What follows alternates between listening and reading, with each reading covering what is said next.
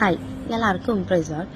யோவான் எழுதின அதிகாரத்தில் இப்படியா இருக்கிறது, இவைகளை நாமத்தினால கேட்பீர்கள், அவைகளை பெற்றுக்கொள்ளுங்க என்று சொல்லி எல்லாத்தையும் அவர் நாமத்தினால கேளுங்க, கண்டிப்பா அவர் கொடுப்பாரு, நம்ம பெற்றுக்கொள்ளலாம்.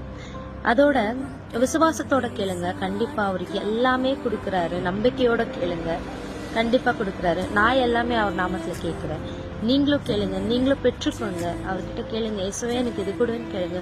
கண்டிப்பா அவர் நம்மளுக்கு என்ன செய்யறாரு, கொடுக்கறாரு.